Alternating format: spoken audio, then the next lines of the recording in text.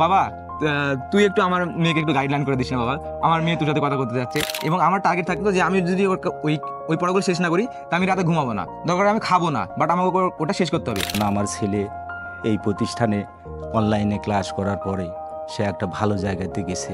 প্রত্যেকের জীবনে একটি করে গৌরী ভাইয়া হয়তো নিশ্চিত আছে যারা সফল হয়েছেন। আমার পিছনে কিন্তু একটি গৌরী ভাইয়া আসছে, তোমরা কি দেখবা কে? আমার এই বন্ধু শিয়াব। আমার মা সত্যি কথা বলতে অনেক ঋণ করে আমাকে পড়িয়েছে। আমি কিন্তু জিপিএ 4 পয়েন্ট পেয়েছিলাম, আমার কিন্তু রাজশাহীর ইউনিটে সিলেকশনে আসেনি। তুই তো উত্তরা ডিগ্রি কলেজের ছাত্র, তুই আবার কি পড়াশোনা পারিস? আমি তাদের দেখিয়ে দিয়েছি পুরা মান্দার মধ্যে, শুধু মান্দার মধ্যে কি পুরা নওগাঁর মধ্যে, শুধু নওগাঁ পুরা বাংলাদেশের মধ্যে কিন্তু আমি রাবিতে তৃতীয়। সেকেন্ড টাইম দিয়ে নাকি টপ করেছেন, আসলে সত্যি একদমই না। সেকেন্ড টাইম দিয়ে টপ করেছে, হ্যাঁ, নগর রাফি এবছর রাজশাহী বিশ্ববিদ্যালয়ে বি ইউনিটে থার্ড হয়েছে।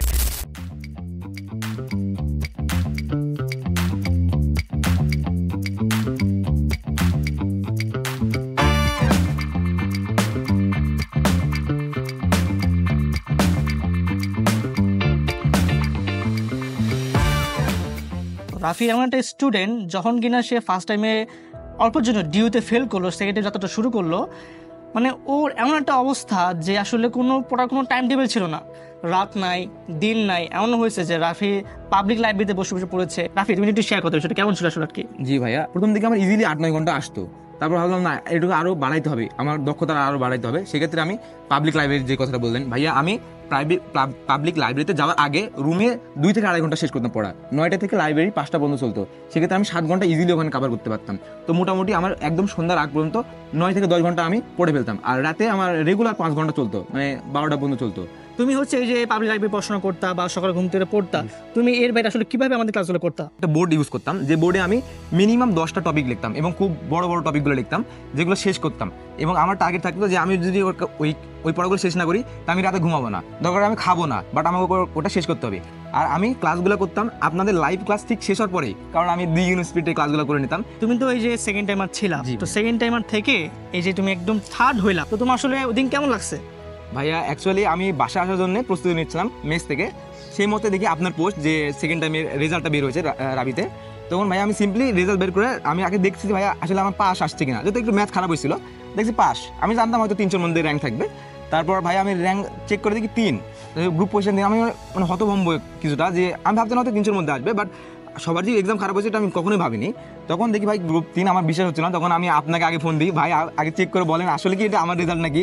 তো আপনি যখন বললেন ভাই, তখন আমি বাবাকে ফোন করে বলি যে বাবা ফেরিঘাটে আসেন না, আমাদের বাজারে আসেন, আপনার সাথে কিছু কথা আছে। আমি এখনো কিছু তখন কিছু বলিনি। আমি নগর থেকে আসতে মোটামুটি 1 ঘন্টা লাগে আমার। তো আমি আসছি, বাবা বলতেছি যে বাজার করতে হবে আমার। আমি বলছি বাবা এখন বাজার না করলে হবে, বাবা আপনি পরে বাজার করেন, আগে খবরটা শুনেন, ফেরিঘাটে আসেন। যখন বাবাকে আসে আমি বলি যে বাবা আমি পুরো বাংলাদেশের মধ্যে তৃতীয়তম, বাবা তো পুরো বাজার একদম হই হুল্লোড়, মানে এত আনন্দিত ছিল যে বাজারের সবাই আমার কাছে চলে আসলো। বিষয় সবথেকে বড় কথা হচ্ছে, যারা আমাকে এক টাইম বলতো প্রথমবার ফেল করাতে যে তুই তো মনে হয় গেম খেলিস, তুই চোখে নিচে কালো দাগ, সারা রাত মনে হয় গেম খেলিস, আসলে কি তারাই তাদের মত পাল্টিয়ে ফেলে আমাকে সেই রাতে বলতেছিল বাবা তুই একটু আমার মেয়েকে একটু গাইডলাইন করে দিস না বাবা, আমার মেয়ে তোর সাথে কথা করতে যাচ্ছে।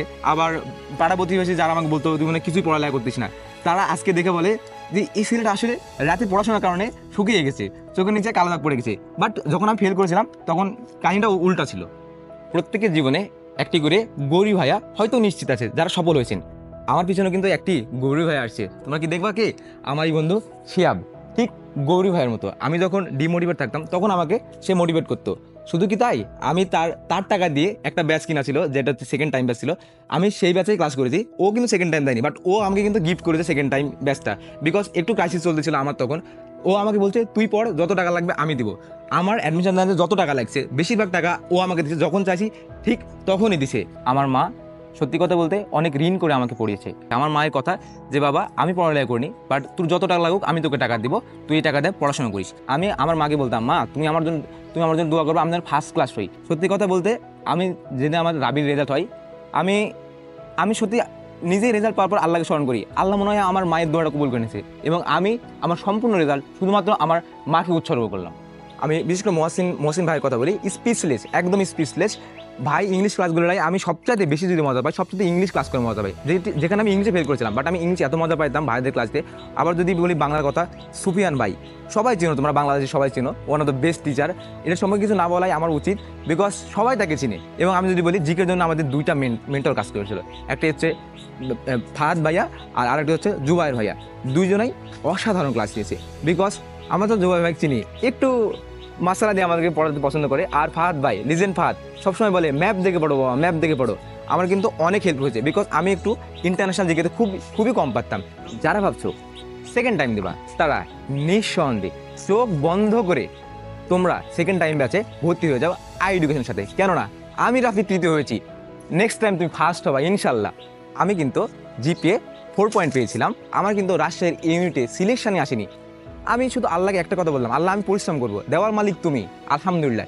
সিইউ আর ইউ দুইটাতে আমি আজ চান্স পেয়েছি। সবাই আমাকে ক্রিটিসাইজ করতো, তুই তো উত্তর ডিগ্রি কলেজের ছাত্র, তুই আবার কি পড়াশোনা পারিস। কিন্তু আমি কি তাদের কথা কান দিয়েছি? একদমই না। আমি তাদের দেখিয়ে দিয়েছি পুরো মান্দার মধ্যে, শুধু মান্দার মধ্যে কি, পুরো নওগাঁর মধ্যে, শুধু নওগাঁ, পুরো বাংলাদেশের মধ্যে কিন্তু আমি রাবিতে তৃতীয়। সো কলেজ কোনো ফ্যাক্ট না। আমি দেখেছি আমাদের এই কলেজে বিশেষ করে অনেক গরিব শ্রেণীর ছেলেপেলে বা ছেলে মেয়ে পড়তে আসে এখানে, তারা মনে করে যে আমরা কেমন করে পড়াশোনা করবো। অ্যাকচুয়ালি তাদের জন্য রয়েছে আই এডুকেশন, খুব অল্প খরচে তোমাকে এত ভালো পড়াশোনা প্রোভাইড করবে তারা, তুমি নিজেও ভাবতে পারবে না।